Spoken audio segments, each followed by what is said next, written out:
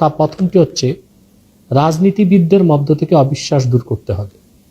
ইতিমধ্যেই বাংলাদেশে সর্ববৃহৎ রাজনৈতিক দল বলা যেতে পারে বিএনপি। তাদের কর্মীদের মধ্যে, নেতৃবৃন্দের মধ্যে আমি যেটা অনুমান করতে পারছি যথেষ্ট অবিশ্বাস জন্ম নিচ্ছে।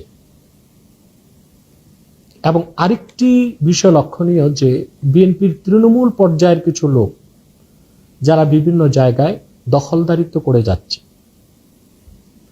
এবং মোটামুটি দেখা যাচ্ছে এটা হচ্ছে একমাত্র কারণ বিএনপির চেন অফ কমান্ড ভেঙে গিয়েছে। আমি মনে করি যে বিএনপির ভিতর থেকে অবিশ্বাস দূর করতে হলে তারেক জিয়াকে খুব দ্রুতই দেশে ফিরে আসার সুযোগ করে দেওয়া উচিত বর্তমান অন্তর্বর্তী সরকারের। তারেক জিয়া যদি ফিরে আসে তাহলে আমরা মনে করি চেন অফ কমান্ড ঠিক হয়ে যাবে এবং তিনি দলকে গোছাতে পারবেন, এবং তার দলের তৃণমূল পর্যায়ের লোকজন যে দখলদারিত্ব সহিংসতা করে যাচ্ছে এটা আর হবে না।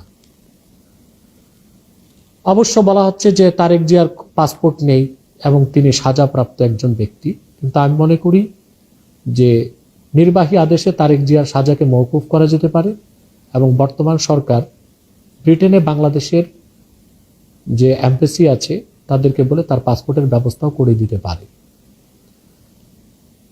পাশাপাশি বিএনপি সহ অন্যান্য রাজনৈতিক দলগুলোর ভিতরে যে অবিশ্বাস দানা বেঁধে চলছে এটা দূর করার জন্য দ্রুততম সময়ে নির্বাচনের একটি তারিখ ঘোষণা করা উচিত বর্তমান অন্তর্বর্তী সরকারের।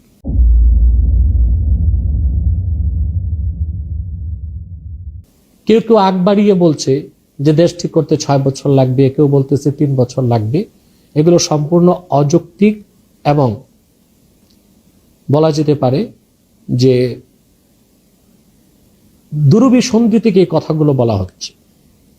হ্যাঁ, বাংলাদেশে লুটপাট হয়েছে, অর্থনৈতিকভাবে বাংলাদেশকে বিপর্যস্ত করে দেওয়া হয়েছে, বাংলাদেশের রাষ্ট্র কাঠামোকে ধ্বংস করে দেওয়া হয়েছে, সব ঠিক।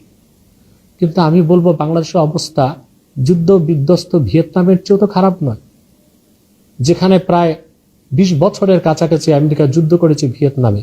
সেই যুদ্ধ বিধ্বস্ত ভিয়েতনামকে ঘুরে দাঁড়াতে কয় বছর লেগেছে? আমরা এখানে বলতে পারি আফগানিস্তানের কথা, যারা সুদীর্ঘ 34 বছর 14 বছর সোভিয়েত রাশিয়ার সাথে যুদ্ধ করেছে, পরবর্তীতে প্রায় 19 বছর তারা আমেরিকার সাথে যুদ্ধ করেছে। আল্লাহ সুবহানাহু ওয়া তাআলা ইমানদারদেরকে বিজয় দিয়েছেন। একটি যুদ্ধ বিধ্বস্ত আফগানিস্তানকে তালেবান সরকার মাত্র 1 বছরে ঠিক করে ফেলেছে। অর্থনৈতিকভাবে তারা অত্যন্ত ডেভেলপ হয়েছে। সেই দৃষ্টিকোণ থেকে বাংলাদেশকে ঠিক করতে 3 বছর বা 6 বছর লাগবে কেন? এটা আমার কোনো যুক্তিতেই বুঝে আসে না। আমি মনে করি সর্বোচ্চ 1 বছর সময় নিয়ে বর্তমান সরকারকে 1 বছর পর নির্বাচনে একটি তারিখ ঘোষণা করা উচিত।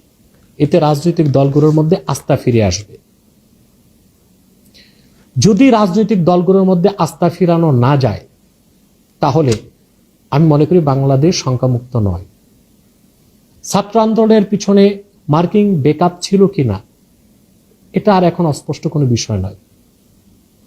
সেটা আমি একেবারে 6 আগস্ট থেকে বলে এসেছি, এখনো বলছি।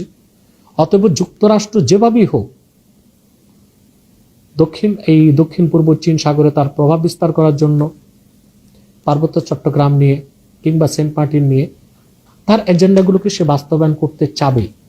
আর সেক্ষেত্রে চায়না কখনো বসে থাকবে না। চায়না যথেষ্ট উদ্বিগ্ন যে একবার যদি মার্কিন যুক্তরাষ্ট্র এখানে এসে তার এজেন্ডাগুলো বাস্তবায়ন করে তো কোনো অবস্থায় চায়না তাইওয়ানকে ধরে রাখতে পারবে না এবং দক্ষিণ পূর্ব চীন সাগরে চায়নার কোনো প্রভাব থাকবে না। অতএব চায়না প্রয়োজনে অরাজকতা সৃষ্টিকারী যারা বাংলাদেশে আছে, বাংলাদেশে এখনো যারা অভ্যুত্থান করতে চাচ্ছে তাদেরকে সহযোগিতা করতেই পারে। এবং সেক্ষেত্রে যে রাজনৈতিক দলগুলো অনেকটা নৈরাজ্যের মধ্যে আছে তারাও চায়নার সেই চক্রান্ত বা ষড়যন্ত্রের মধ্যে পা দিতে পারে। তখন দেশের মধ্যে নিঃসন্দেহে একটি বড় ধরনের সিভিল ওয়ার সৃষ্টি হবে।